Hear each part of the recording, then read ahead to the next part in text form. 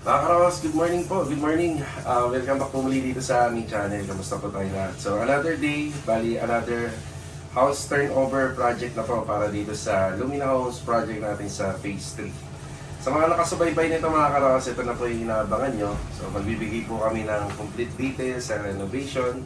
Sabihin din po namin kung magkano po yung kinalabasan ng renovation. Pero yung price range lang po. Saka pala mga Karos, nag-umpisa kami dito buwan po ng February 2026. Tapos ngayon po natin i-turn over ngayong June 2026. So bali 5 months po yun. Pero yung mga ganitong klaseng project, kayang-kaya po siyang tapusin ng mga 3 to 4 months. Yun nga lang po, syempre naghihingi tayo ng konting palugit sa may-ari. Ito nga po pala yung before and after ng ating renovation mga Karos bago tayo mag-start. Maraming salamat nga po pala sa tiwala ni client owner. Yan, napaka-solid po ni client owner sa tiwala sa atin. Yan, maraming salamat. So, hindi ko na patatagalin. Samahan niyo po muli kami ngayong araw na to. Enjoy watching. Let's go. Tara. Bali mga Karawas, nandito na tayo sa Lumina Homes Phase 3. Okay, bago tayo mag-umpisa, shoutout po dun sa nagtanim ng halaman. Yan, sayang kaso nga lang aabutin po siya ng ating bakod. So aabutin po siya. So meron po itong nasa 3 meters simula po rito. So irregular cut po ito. Ibig sabihin sa mga nagko-construction, ang tawag nila rito ay sakalamay. Siguro nasa 50 cm lang yung pagka nito, yung kalamay niya. So hindi siya totally squalado. Tapos banda rito, bali korbada po siya. Yan, dito banda korbada. So sayang yung yung mga halaman. Ako rin mahilig din po ako sa mga halaman, yun nga lang kailangan po talaga siyang tanggalin. So sa ngayon, clearing lang muna tayo dahil inabot natin siya na may damo. Hindi naman mawawala yan sa isang lupa. Kaya may damo tapos may halaman. Para makapag-layout tayo na maayos dito, pinatatanggal ko po muna tong mga puno. Yan kay client owner tong sasakyan. Kasya yung isang sasakyan dito, no? Pero hindi nila prepared to for parking. So gagawin nila tong extension.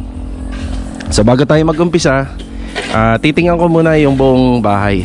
So ang bahay na to is 42 square meter, yung pinakabahay nito. Tapos ang lote nito is mahigit 60 square meter. Yan, mahigit po. Nasa 62 to 63 square meter yung lote niya. Tapos yung bahay nito medyo nabubulok na yung mga bubong dahil medyo matagal na rin tong bahay na to. So ngayon lang po ipapa-renovate. Meron pong unang may-ari nito. Tapos yung sa mga subdivision naman, meron naman na nagpapasalo. At isa yung sa kliyente natin na nakapagpasalo. At isa yung sa kliyente natin ang nakakuha ng bahay na to. Yan, bali papagawa po nila sa amin. So ayun na yung tarpaulin natin for building permit. Tapos yung sticker natin nandito na. Ayan na yung sticker natin. Dito natin nilagay para madaling makita. Dito kasi medyo nasa gilid lang kasi siya, hindi siya masyadong tanaw. Ayan, ipapaalam rin natin yung kumuha lang ng gamit si Ricky. Ito yung ating mga coco lumbers. So yung coco lumbers na to, galing to dun sa ongoing project natin sa dulo. So hindi naman nagagamitin, bali bibigay na po natin kay client. Ayan yung mga damage ng bahay. Ayun o, medyo marami siyang damage. Tapos dito sa second floor, yan o. Tapos nakita ko yung bubong, parang ang dami niyang kalawang. Yan, may mga sticker. Yung pader 2 bedroom. Ayan, tapos may practical space. So hindi po sila client sa hallway. Yung iba kasi nilalagyan ng hallway. So okay na sa kanila na 2 bedroom lang kagad. Yan mga kalawang.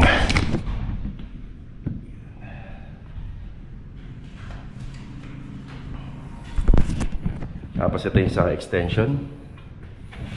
Yan, medyo malawak yung bubuhusan natin dito. Siya nga pala mga Karohas, ang project natin dito is full renovation. So full renovation siya, simula sa paggawa natin ng extension, electrical, plumbing, ceiling, tiling, overall paint, finishing carpentry, included na yung mga partition. Yan, tapos yung light and fixtures materials, hanggang sa mabuo natin yung bahay. Yan, hanggang sa mapaganda natin.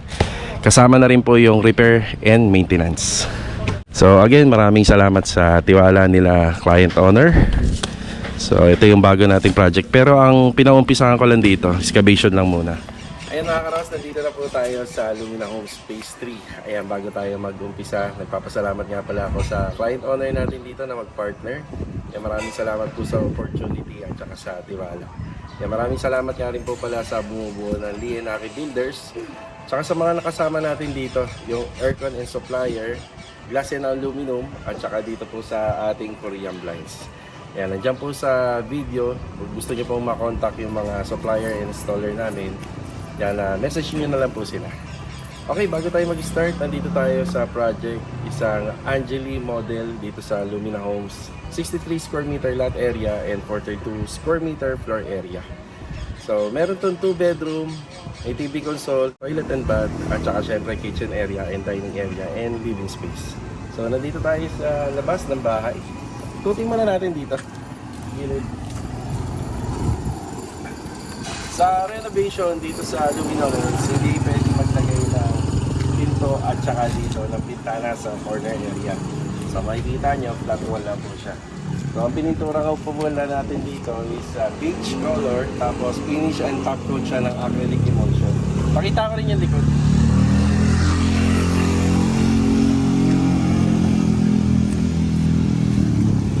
So ito yung back extension na ginawa natin.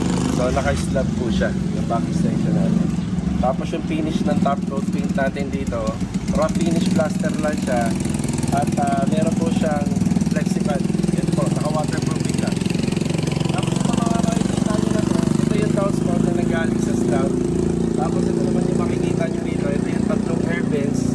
Ang pinaggalingan yan is yung rain chute, exhaust fan sa TNB, at saka exhaust fan sa kitchen area. Dito tayo. Sa ngayon, patapos na tayo rito, kaya yung mga kasama natin nagliligpit na.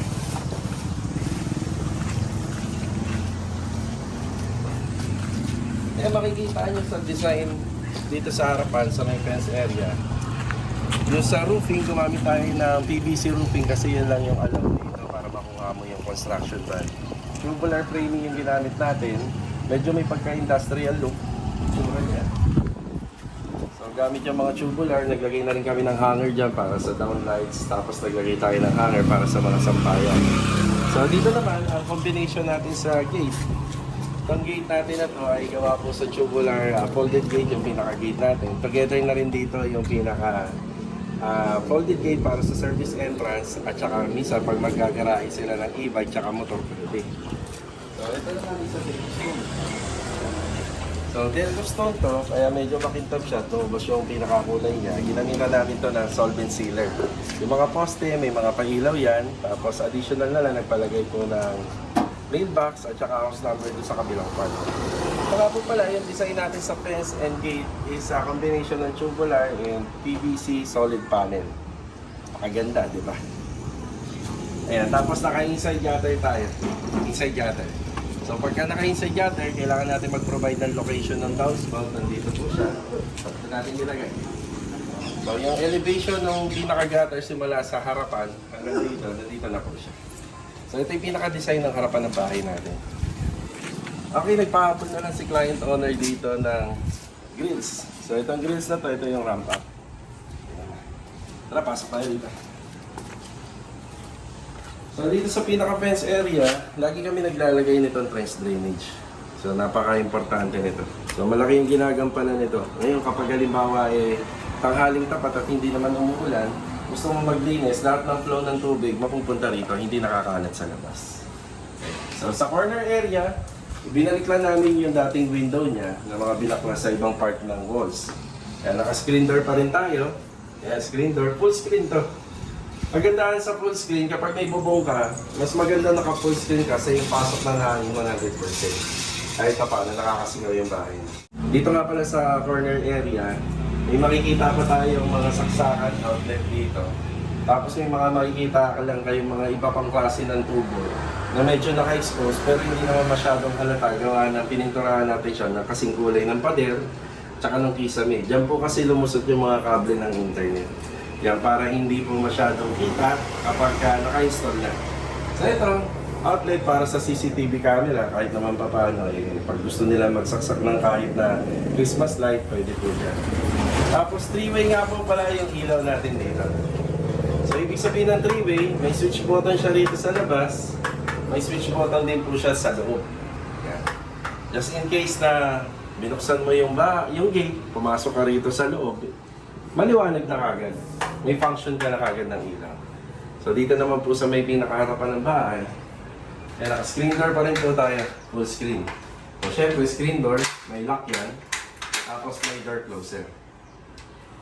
So dito banda, pwede nilang ilagay dito yung automatic washing machine nila. Ayan, marami na pong saksakan dito para sa washing machine. Siyempre meron na rin pong faucet. Tapos clean out valve, pag halimbawa magpapasiphoning sila kasi nandito po yung pinaka septic tank. Tapos syempre may nakabang na rin na floor drain para sa washing machine. Then meron tayong service faucet dito. At saka meron din po tayong floor drain dito. Ganda ng tiles na ginamit to, 40 by 40, gray pang outdoor. Tsaka pala, hindi ko rin nasabi na meron ding faucet po banda doon. Ayun. Yan. Aside pa doon, yung pinaka-catch basin po ng ating lababo sa loob, yung sink, nandito. So, nandito yung clean out niya. Tapos may faucet, tapos meron din po siyang floor drain. Ayan, pasok na tayo sa living space. So, screen door. Ito yung pinaka-main door. Tara. Gumamit nga po pala kami ng 60 by 60 na tiles dito. Porcelain. Ganda. Oh. Tapos ang ginamit namin na color combination dito is flat white para sa ceiling. Tapos tool white naman po, MCS para naman po sa wall. So ito semi-gloss. Yan, pasok tayo. Ayan, ito yung ating kisame. Cove ceiling, center light, strip light na may pin lights. Tapos ito naman po yung ating TV console. Pakita natin yung TV console. Simula dito. Ayan. Pakaganda ng TV console. Ganda rin naman ng TV. Yaman din, di ba?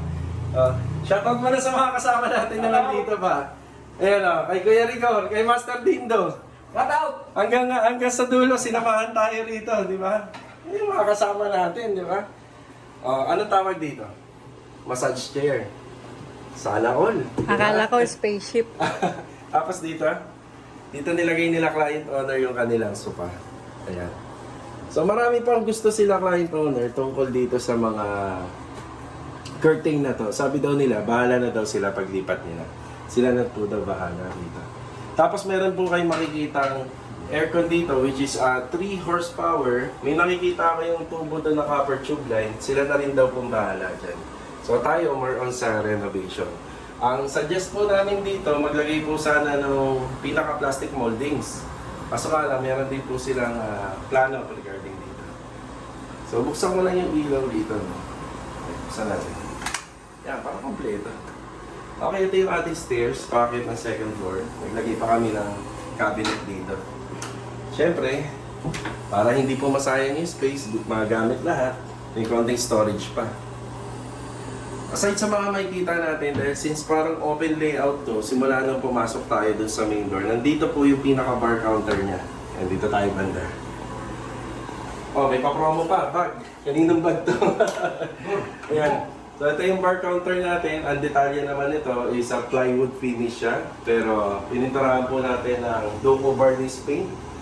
So Duco varnish paint. Tapos naka-tiles, then naka-stone cladding. So, saktong-sakto, yung bar tool nila client to.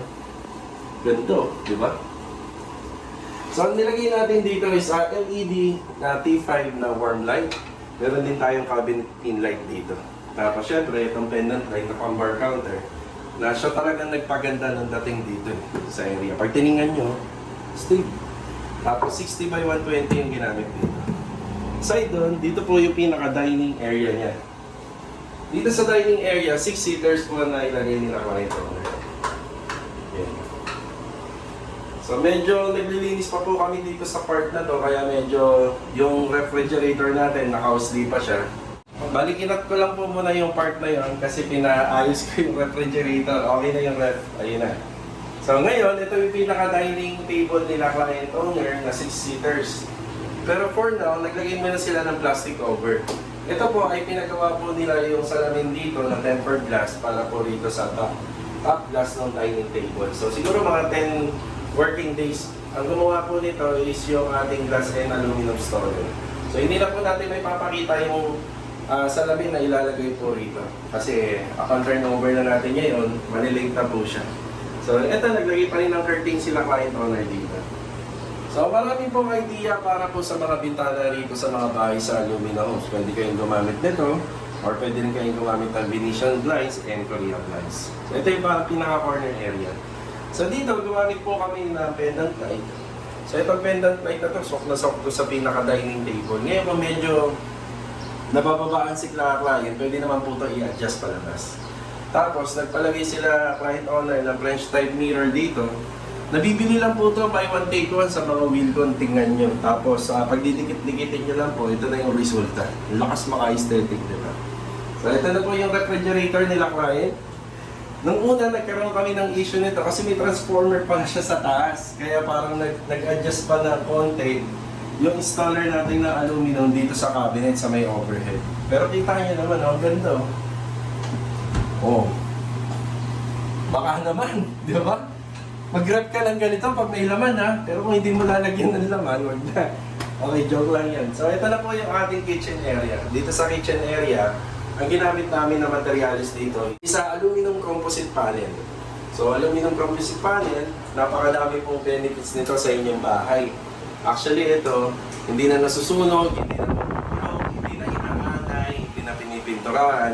Just in case na may scratch siya or magkaroon ng damage, babaklasin lang naman siya, dadalhin nyo dun sa aluminum na fabricator, ibabalik lang, ganun siya kadali. So ito na po yung mga halos ginagamit ng modern cabinet sa panahon ngayon. So ito po is medyo may kamahalan lang, pero kahit puti na yung buhok mo, lifetime mo na makikita to. Tsaka syempre matibay. Yan, matibay po siya. Okay, buksan ko po para sa inyo. Storage. Soft close. Soft close na kasi medyo magaan lang naman yung panel eh. Yan. Dito natin nilagay yung ating microwave. Yan, microwave. May pintuan po rito. Ito naman po yung access para sa ating ratio. Saka pala, dapat nadala na nila client owner yung gas range nila dito banda. So, sila na po daw bahala. Ayan, oh. May pailaw po tayo dito. Ito yung pailaw natin. At ilan pa sa mga saksakan makikita nyo. Siyempre, nandito po yung ating kitchen sink. Ayan si kitchen sink. Ayan, oh. Kitchen sink. Tapos dito, may mga ilan pang mga cabinet sa ilalim para sa maintenance po ng ating sink. Ayan, ang dami may ilalagay. Tapos meron din po tayong ganito. Just in case may mga condiments ka, pwede siya rito. Yan, meron din tayong pull-out basket dito para sa mga baso. Tapos yung cutlery tray natin. Ayan, ganda ng cutlery tray, baka naman. Diba? Tapos para sa mga pinggan. Siyempre, parang pinaka-dish pan niya nasa ilalim. Tapos dito, since ganito nga po yung setup, naka-gas range ka, kailangan hiwalay po yung gas tank. Yung gas tank, pinasok namin dito sa loob. Yan, nandito po siya. Tapos syempre, kung nasaan yung tanke, dapat may air vents. Tapos kailangan po, nandito naman po, may lusutan tayo ng flexible hose dito. So, huwag natin pagtatabihin yung saksakan at saka yung gas tank, kaya nakahiwalay siya. Okay, dito naman tayo sa toilet and bathroom. Yan. Yung pintuan na to, gawa po siya sa sliding door, Black Series, blackout. So, kapag ka nakabukas yung ilaw doon, hindi ka na makita rito sa loob. Ayan, sliding. Tapos tayo. Ayan, hindi naman nagiging mainit dito kahit kulob na, walang bintana. May exhaust pa naman tayo. Ayan. Tapos, tricolor yung ilaw natin dito, dalawa. Iwalay naman po yung switch doon. Tapos ito yung exhaust fan, iwalay din naman yung switch niya. Tapos may makikita tayong LED light dito. Yan, nakahiwalay din yung switch niya. Okay, ito yung mga detalye. May mga shower set tayo rito. May towel holder. Ayan, naka-niche. Yan, importante ito. Bagong water closet. Tapos may bidet. May shower heater. Ayan, shower heater. Tapos ito ang maganda. Meron tayong wall mirror dito. At syempre, i-cabinet mo yun, diba? Ayan. Meron tayong cabinet set with basin lavatory rito. At ang maganda pa doon, syempre, may another storage at cabinet dito. Glossy tiles na black nga pala, na parang may pagka-cloudy yung ginamit na tiles dito, kaya parang yayamanin, di ba? Tapos, matte tiles naman yung ginamit dito sa flooring. Di ba? Water closet. na mabilis bumaba ang tubig, di ba? Tapos PVC panel na white. Kaya aesthetic look. Tingnan nyo. Pang mayaman. O, di ba? Kaya makikita nyo po, ito yung likod ng bar counter. Napakadami pang mailalagay. Ayan, dito pwede na ilagay ni client owner yung kanyang water dispenser. Kaya naglagay po tayo rito ng saksakan. Alright, di ba? Tapos, nandito, may mga nakatago pang outlet dito. Tsaka syempre, yung mga saksakan dito. Diba? Galing. Muntik na natin makalimutan mga karoos. Naka-PVC ceiling panel nga po pala tayo. Yan, mahogany. Tapos lahat ng pin light na makikita natin dito sa bahay ay 3-way or tricolors. So ito yung isang exhaust fan niya. Okay, pasilip muna natin yung living space. Yan, pasilip. Paikot.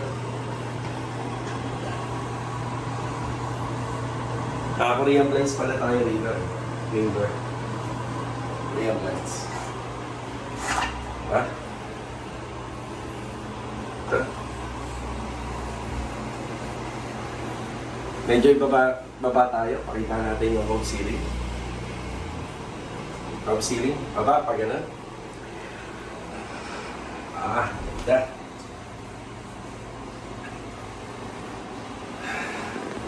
Ayan, punta naman po tayo sa second floor. So, nandun makikita natin yung 2-bedroom. So, dito nga pala, gumamit kami ng track light. So, para ma-emphasize po talaga yung lettering na pinagawa nila rito. So, paki-comment nga kung ano yung mga ganito. Alam ko yung praise to eh, di ba? Yung mga praise. Ayan, sa mga Bibles. Ayan. Tapos dito, gumamit po kami ng 30 by 60 na tiles para po dito sa hagdanan. Kami additional outlet para sa mga CCTV camera. Sila client owner na po daw yung bahala. So yung tiles natin, 30 by 60, risers niya, plain. Tapos yung pinaka sa step niya, yung pinakadulo, may stopper. Yan, para hindi madulas. Tapos yung handrail, nirenovate po namin to. So bago na po yung handrail. Hindi ganito yung mga handrail na common na makikita nyo dito sa Lumina Homes. Yan. Tara, pasok tayo.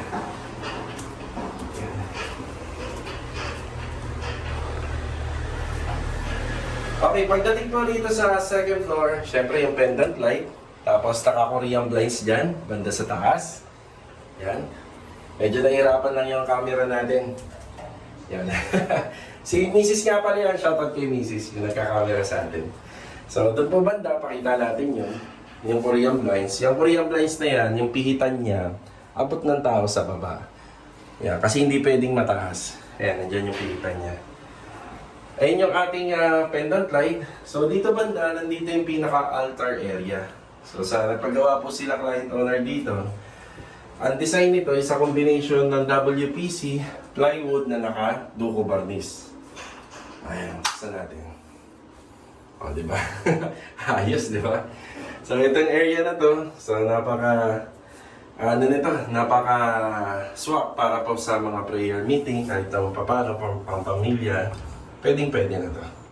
So dito po sa 2-bedroom gumamit tayo ng solid door material. Tapos naka-natural varnish naman yung mga pintura nito. Ito yung bedroom 1. Okay. So sa bedroom 1, gumamit kami ng Korean blinds dito. Yan. Korean blinds.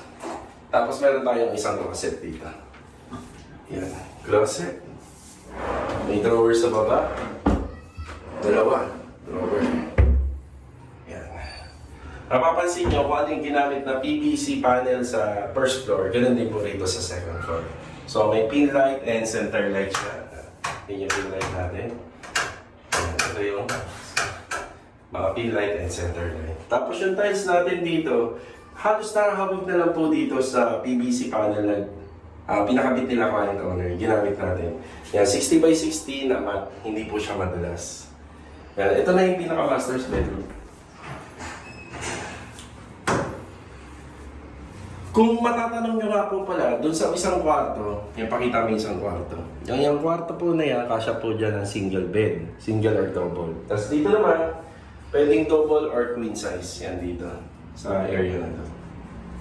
Ayan, pasok tayo. Bali, 3 pin light yung ginamit natin dito. May center light. Ayan, naka-aircon din. Kagaya doon sa kabilang kwarto, naka-aircon. At naglagay tayo ng closet.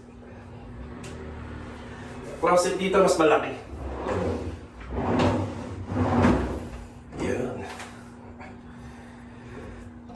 Tapos, pakita natin yung slab kasi hindi kita sa makakaganda. So, ayan yung slab natin. Dito sa kabila.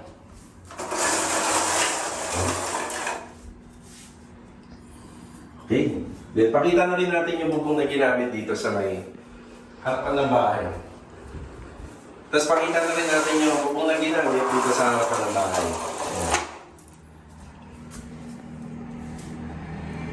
Ayan, bali okay na po tayo dito sa second floor. Dito nakita natin yung altar area at saka yung 2-bedroom.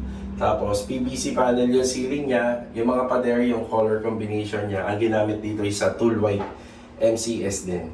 Bali yung TV console nga pala, ipapakita ko nga po uli at bibigyan po natin ng detalye. Bali uli yung TV console, bali dito pala sa TV console naka WPC wall fluted panel tayo. Then naka UV board. Tapos itong nasa gitna, ito is yung cabinet pin light yung maliliit lang. Tapos naglagay tayo ng wall lamp na meron pong ilaw or LED na up and down. Tapos warm white lang po siya. Tapos meron siyang cabinet na pababa po yung bukas po ng handle. Yan. Yan, pasilip na lang ulit natin. Yan.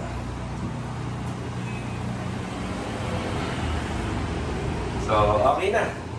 Yan, maraming salamat po mga karaw sa inyong panonood, pagsubaybay dito po sa renovation namin sa project namin sa Lumina Homes Phase 3. Yan, muli, nagpapasalamat ako sa Lee and Aki Builders team sa sa tiwala po ng may-ari. Yan, maraming salamat. Tsaka po pala, yung price range na renovation nito, labor and materials, simula na nag-umpisa kami is 1 million mahigit po. Hindi na po pinapasabi ng may-ari kung magkano yung total cost. Ayan, sana nakatulong po kami sa inyo sa pagbibigay po ng mga plans, pagbibigay ng design, idea, tips, and renovation dito sa Lee and Aki TV Vlog.